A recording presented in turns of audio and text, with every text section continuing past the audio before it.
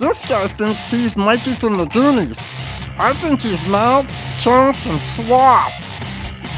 Welcome to the Nate the Bullet Podcast, show number 7, Wednesday, January 25th, 2017. Twitter, Facebook, YouTube, iTunes, Stitcher. I think we just got TuneIn as well. info@natethebullet.com is the email. And thank you, Ken Feder, for the first ever email to the Nate the Bullet Podcast. Thank you for saying the show is funny and you're enjoying it. Thank you for saying hello and the invite into that cult. And thank you for the graphic pictures of your 6 lady friends. Very nice.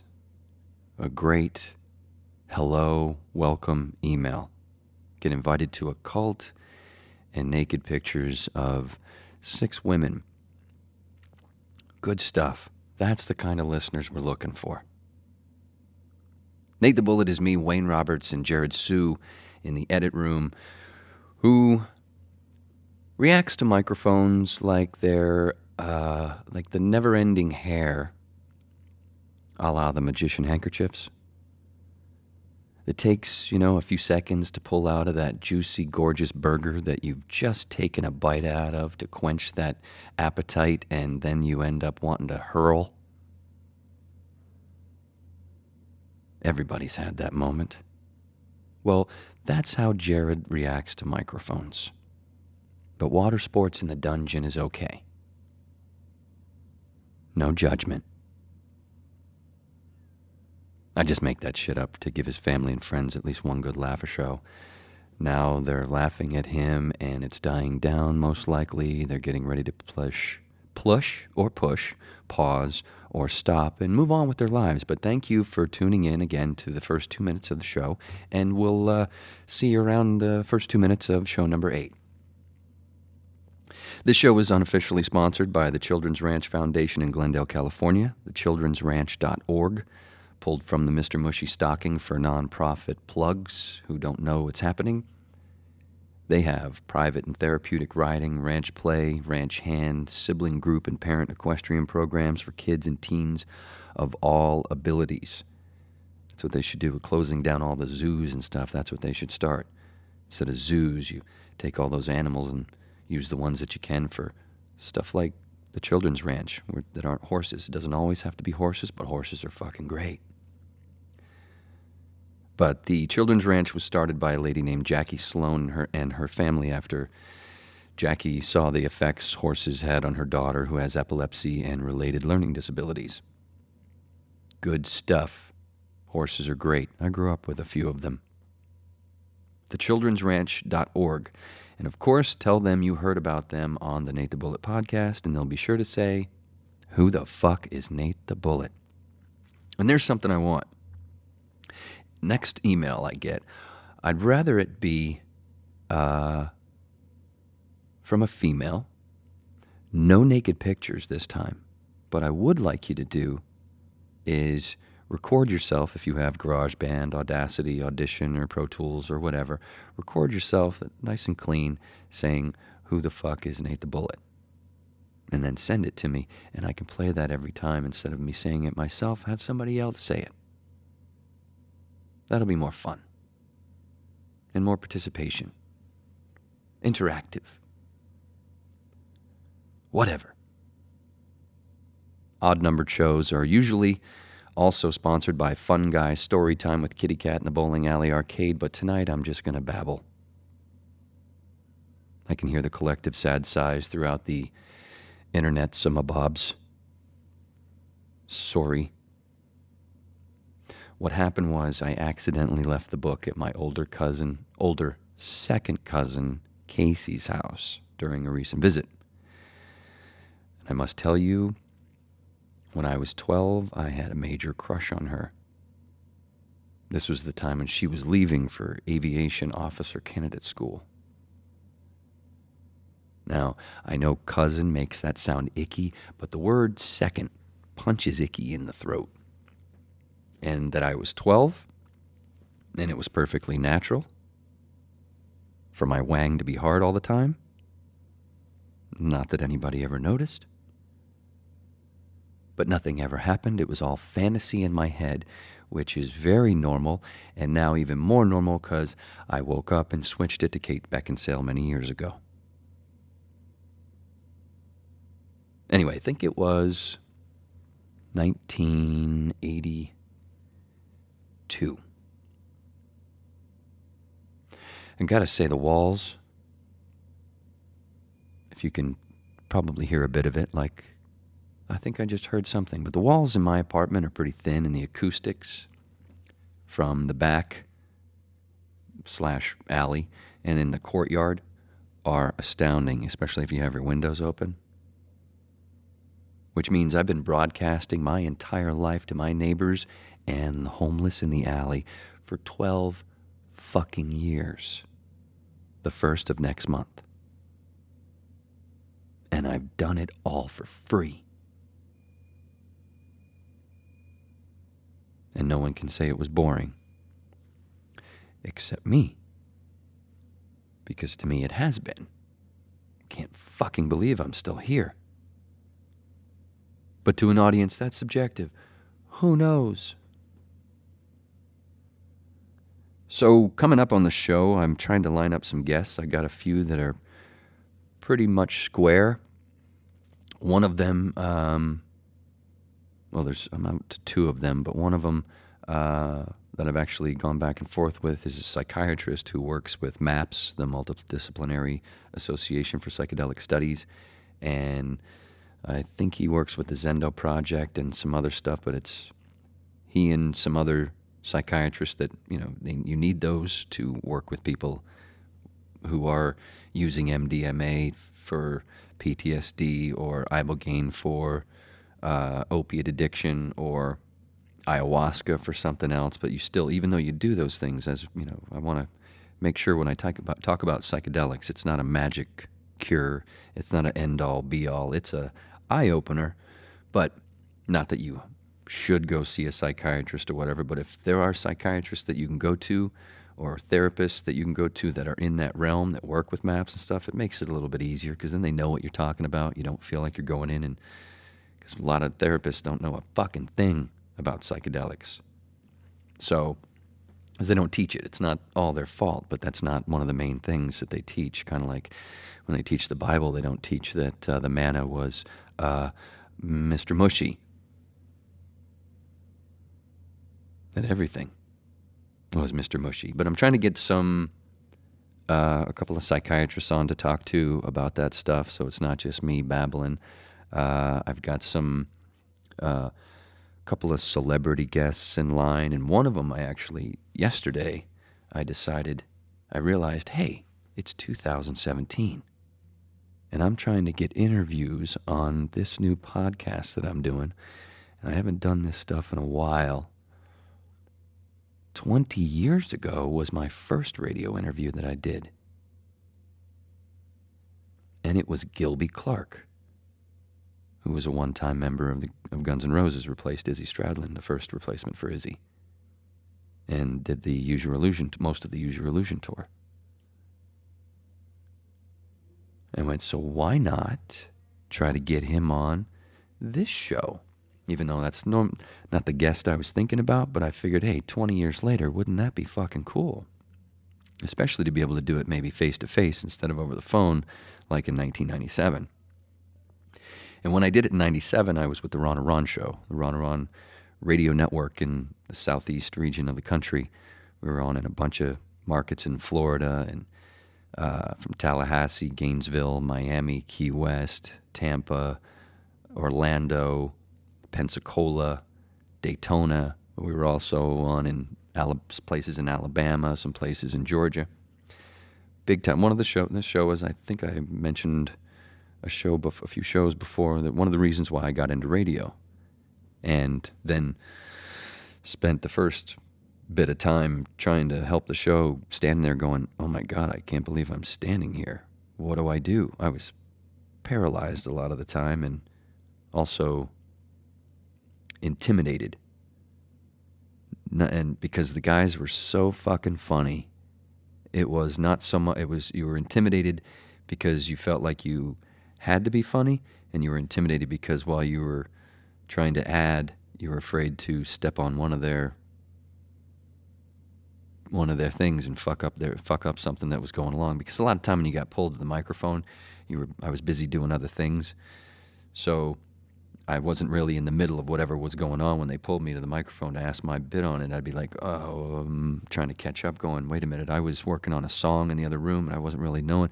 So it can be kind of tough at times. Or you're on the phone, answering the phones, and when they're lighting up and you can't really hear the show what's going on if you're constantly going hello and talking to other people on the phone. So it made it difficult sometimes. So there was some intimidation. But one day with the other producer named Joe Buffett, I was Batman. I don't think I talked about that.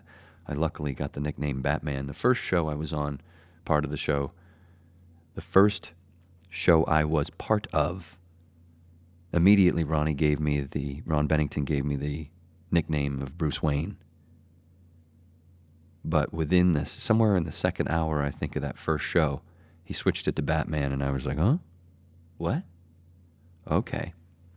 I'll take that nickname. That's pretty damn cool. But one of the other producers was Joe Buffett. His name was Joe.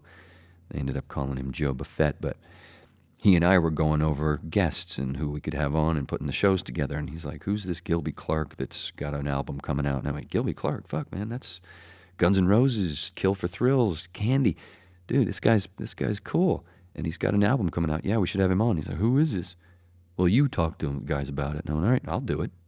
So we bring the list in at the meeting, and Bennington's like, who the fuck is Gilby Clarke? And because I say who he is right away, he goes, Bat, here's an idea. Instead of us having him on the show and trying to find a time, why don't you do the interview off air and we'll play it back? And I was like, what? Me? Me? The guy that you make fun of who's afraid of the microphone? Like Jared is today, like I used to be? Okay. So I set that up, and poor Gilby, having to be interviewed by a putz like me who'd never done it before. But you know what? What a sweet dude. Wasn't the greatest interview, definitely wasn't the worst. But later on, I found that, people like me at that time trying to do an interview, I was very lucky that he didn't get, snippy and like, what the fuck is this? Because a lot of that happens a lot. I saw a lot of nastiness to interviewers in my further radio career, not with the Ron and Ron show so much, but in other places. There's a big name singer who I had to work with doing a radio tour while his band was plugging a bunch of shows coming up. Band that's been around for many years. I'm going to try to be discreet so you don't know who I'm talking about, but he looks like a troll. Doesn't really sound like one, but besides his sound, but he's got long hair and usually wears a kind of a long mustachy beard. And I think there was talk many years ago that they used his sperm or whatever for a lesbian couple to have a baby. Have you figured it out yet, DC? Well, anyway, I had to work with him in the studio once while we were just going through station to station. There was probably 24 stations, and we had these 2 blocks to where each station had 7 minutes to talk to him. And it got really fucking tiring here listening to him say mostly the same shit. But boy, he got nasty with some of the shows that weren't as professional sounding, and it wasn't fun. And point being, that's how I could have been treated by Gilby, but Gilby didn't treat me that way. But Gilby was cool like he always seems to be. Everybody loves that fucking guy, that I can tell. We also know Gilby from, if you remember, Rockstar Supernova with Tommy Lee and Jason Newsted. What was that, back in 2008 or something? And they picked that little dude, that little screamer for their lead singer. Don't know what happened to that Rockstar Supernova, but I don't think it's kicking anymore. But Gilby does a lot of stuff, producing many people. So he worked with Heart, LA Guns, the list goes on. But if I hear back and he says okay and wants to do this podcast, I'm going to take a picture of the literal turd that will drop, and I'll put it on the website. And I'll be sure to eat plenty of vegetables so it's, it looks healthy. So we got that coming up. And a lot of people bummed over Trump being president. And, well, there are people that are bummed that he's president, and there are people like me who are bummed that we even talk about having a fucking president anymore to begin with, because it's absolutely fucking stupid. We don't need a fucking president. We barely need any of this horse shit. It's all just to make money. So crying about who's in that office doesn't actually really matter, because if they're not going in to bring the whole fucking thing down, who cares who's in that office? The same shit's going to happen. It's just that when it's red, when it's a Republican, then it's whoa, and then so many people are up in arms constantly. But if it's somebody on the left, even though they're doing the same shit for the same people that they're puppets for, it's all quiet. Like Obama did more bombing than Bush. The drones and all that horse shit in Syria, Libya, still in Afghanistan, still in Iraq, all these other things, helping to destroy the Palestinians. But nobody, 8 years. Oh, stop it, Obama's great. You're not paying attention. I used to be the same way, and that's why I say now, fuck the whole thing. Or we got Mike Pence, the vice president, new vice president, saying that the Bible, apparently, I read somewhere it might be fake news or whatever, but it really hit me where it says something about wanting the Bible taught in science class. I'm good with that actually now. There was a day when I'd flip the fuck out with somebody mentioning that. Now I say, do it. On this condition, motherfucker. You want to talk about the Bible in science class? Then you talk about the mycelium and the fungus and the mushroom that is riddled throughout that book. All the code about it. If you're going to teach the Bible in science class, then you talk about John Marco Allegro and how he and others, but they were afraid to say so, saw that the Dead Sea Scrolls were describing all this stuff was all fucking mushroom cult. Then sure. I'd love to sit there and listen to my 8th grade teacher, Mr. Sanborn, talk about Jesus was a mushroom. That'd be fucking fantastic. Or Mr. Mason, my science teacher when I was in 8th grade. Yeah, because Sanborn was 7th. Or Mr. Bartasius, my freshman field science teacher. It'd been awesome to listen to the mycelium and Jesus was a mushroom, and that's all it is, kids. It's a code. Because they were bored, because they didn't have as much shit to do, and they were hiding certain things for power, so there's a code in there, and it's real. It sounds crazy. And we're not here to put anybody down with their religion. All of them are basically the same. Don't be a fucking dick. Help those that need help. And money is shit. They're all pretty much the same. And they're based in fucking psychedelics. Find me an indigenous group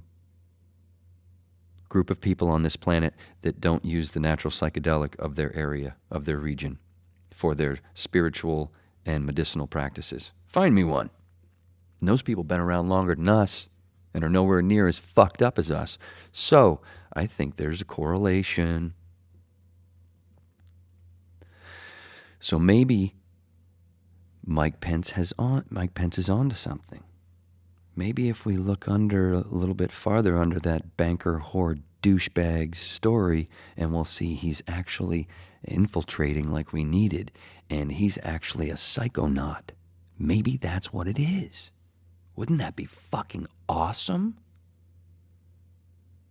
That's actually what we need. More infiltration like that. It's kind of how I see how JFK did everything. He infiltrated. He knew kind of what was going on. He was a soldier. He went through a lot of shit. He helped save lives. He saw what we were doing in a lot of places that wasn't fucking cool, and then became president. Yeah, bankers. Yeah, I'll do what you say. Ha ha. I got in. No, I ain't. Now, am I equating Trump and Pence to JFK and Johnson? No, not at fucking all. I'm just sharing a fantasy, dream, utopian idea that Mike Pence, douche vice president, wants the Bible taught in science because he's a fucking psychonaut. Maybe that's real. And I'm going to go with that. Wouldn't that be cool? That's what I got. I don't do memes. I don't do a lot of that. I don't do any of that shit. I share them. I don't make them. I made a couple, but that's it. But yeah, wouldn't that be great? Let's flood the fucking internet with pictures of Mike Pence and the whole Bible science thing, and that he's a psychonaut.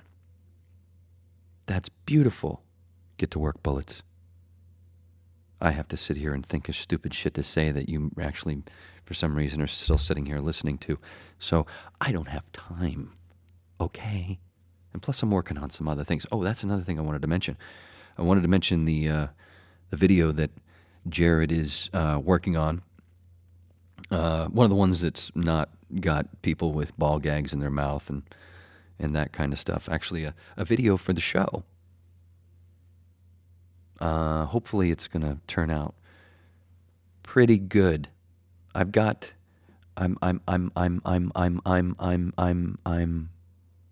not able to find the word I was looking for while I was wasting that time. I got hope for this video is what I'm trying to say. I get hope that it's going to be entertaining and fun and quick too. It's not going to be long. It shouldn't be any longer than 10 minutes. When I see a rough cut, I'll be able to know a little bit more. But I think you'll enjoy when we finally put the finishing touches on it. But as I said, I haven't even seen a rough cut yet, so there may never ever be any finishing touches. So I just might be a big cock tease right now and telling you about something that's never going to happen. Kind of like the way, I don't know, never going to happen. When I hear that phrase all the time, actually, it's all I usually hear that from people who hear about a resource-based economy or natural law resource-based economy, Venus Project type stuff. Never going to happen. As many times as I've heard that phrase in the last bunch of years, it's always on that. Ain't never going to happen. Ain't never going to get rid of money. That was fitting. Told you my walls are fucking thin. I'm always wondering if there's a fucking camera. I feel like I'm being watched at all times. Tell me what kind of paranoia I have, and I don't even do stimulants. It's just because the walls are so thin, and opening up the windows, you got to be careful of what you say, because they'll hear it on Ventura and Laurel Canyon. So I got this hair of paranoia, which I think you can tell anyway, and why I talk about the crazy shit that I talk about. Speaking of paranoia, I mentioned my panic attacks in the last show with Chris Schwab. Thank you, Chris, again, for hanging out for an hour. A little bit more, because I had to figure out a few things before we actually got started. But as much as I enjoyed that conversation, I do apologize for not being all that professional at the beginning and at the end. I didn't introduce him all that well, and I said goodbye abruptly. The introducing not well came from I might have been a little bit over-medicated because of my foot aching like a son of a bitch before the surgery. 15th of next month. Good God. It hurts. It needs to stop hurting. And then at the end, I had to pee, so it was all of a sudden I'm going, I don't like to pause and, let's go back. I wanted to treat it like it's live, which is pretty apparent. Whatever that means. So I had to pee at the end, so it just went, all right, well, look at that. It's time. Thanks, man. Oops. I didn't care for that ending, but the rest of the hour was decent, so I said, what the hell? Let's publish it. But we had gotten into, I was talking about panic attacks that got started when I was from the movies, where the movie theater was a trigger for a long time. And it dawned on me that the first one was Rocky II in 1979. Because the fight scene was so intense and they slowed it down and it was more close up. It was a lot more intense, if you remember, from the first movie. And it just, what? And I couldn't breathe for a bit. My dad didn't know what was going on. I ran out of the theater. Just had a hard time breathing. You could think of, you're just scared. Yeah, I was scared, but most of it was because I couldn't fucking breathe. It wasn't just because of what I was seeing. And then when I got my breath back those days in 79, there actually was like kind of a little window where you could look into the theater in some of the theaters. And I had my tiptoes and trying to look in. I could hear it and feel it coming through the door. Finally went back in when it had slowed down the fighting and stuff. And then the next one was in 1982. Oh, and by the way, in 1979 at that Rocky, the funniest part about that to me is it was my birthday and I chose to be there. My dad said, "You want to go to the movies for your birthday? What do you want to see?" Rocky II. And I think we'd already seen it once, which is what made it stranger that I kind of had that little flip out after seeing it again, which I don't remember happening the first time. If there was, foggy. But it was 1982 when the next film where I had the same reaction. It was Silent Rage, Chuck Norris movie. My grandmother took me and my older cousin to see it. And he was a Chuck Norris fan, of course, and bigger than me.